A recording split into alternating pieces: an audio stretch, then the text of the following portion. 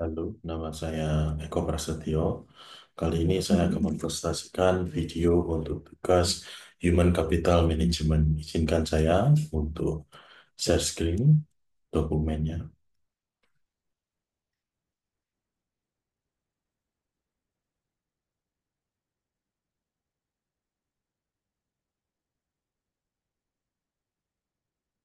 Baik, kali ini saya akan mempresentasikan kompetensi kepemimpinan dan navigasi, fokus pada transformasi leadership, mempelajari tipe kepemimpinan dan tokoh terkenal yang mempresentasikannya, yaitu saya menggunakan Nelson Mandela untuk sebagai tokoh inspiratifnya. Pada pendahuluan, kompetensi kepemimpinan dan navigasi adalah keterampilan yang penting untuk memimpin tim dan organisasi, terutama dalam menghadapi tantangan dan peluang yang datang. Tujuan presentasi ini adalah untuk menjelaskan transformasi leadership atau transformasional leadership dan mengidentifikasi tokoh yang terkenal menerapkan gaya kepemimpinan dalam perjalanan mereka dalam kehidupan. Lalu, tipe kepemimpinan.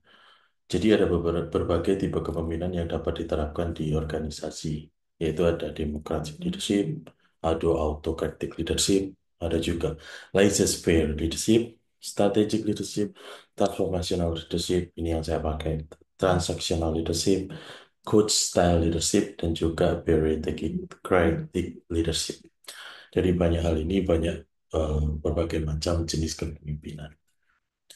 Lalu di transformational leadership yang saya anut, definisinya adalah gaya kepemimpinan di mana seorang memimpin dan menginspirasi, memotivasi pengikutnya untuk mencapai tujuan yang lebih tinggi daripada yang dapat mereka capai sebelumnya. Jadi push the limit untuk mencapai capaian yang lebih tinggi. Pemimpin ini fokus pada perubahan yang sangat agresif dan positif dalam organisasi untuk memberikan dampak yang masif, yang luas bagi masyarakat. Ini merupakan mengedepankan pengembangan secara personal atau individu, pemberdayaan dan inovasi, serta berusaha menciptakan perubahan yang signifikan baik dari pengikut maupun pada organisasi.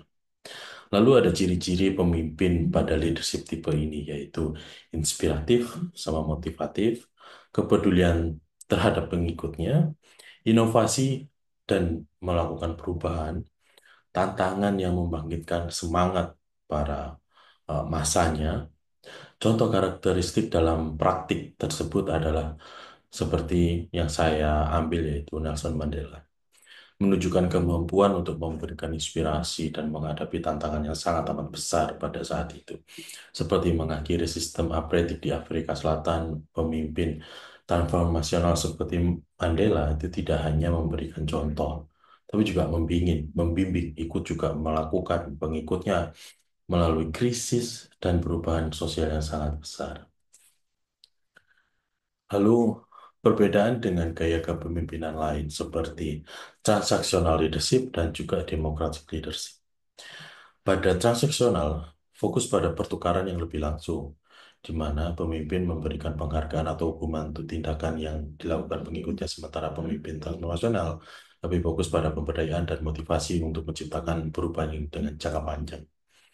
Lalu ada di demokrasi, itu adalah sisi lain lebih mengutamakan pengembalian keputusan kolektif, sedangkan pemimpin transformasional lebih cenderung mengarahkan visi dan strategi.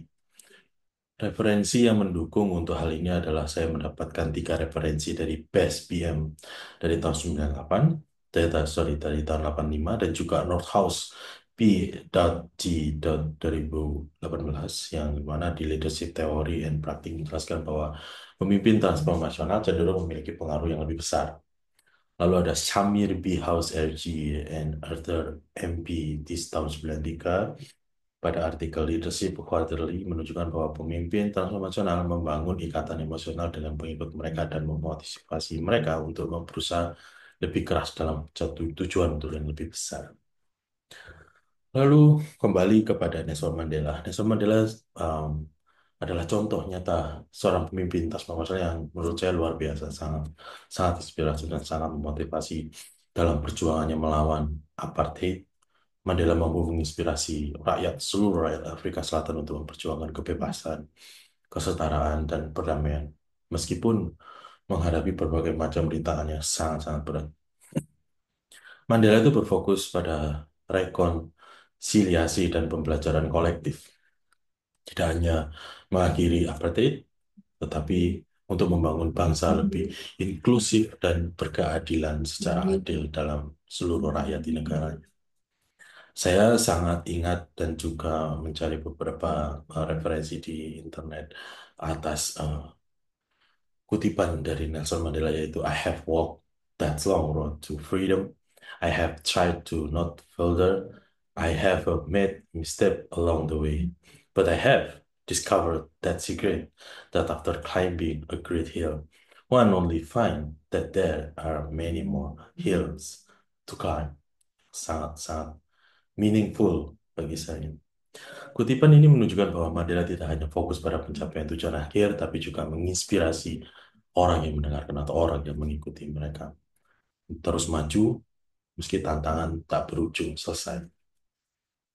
Nelson Mandela juga, maksud saya, referensi yang saya dapat dari ini adalah ada dari bukunya Long Walk to Freedom, dan juga dalam Goleman di 2006 dalam Emotional Intelligence menunjukkan bahwa kepemimpinan transformasional seperti Mandela memiliki kecerdasan emosional yang sangat tinggi.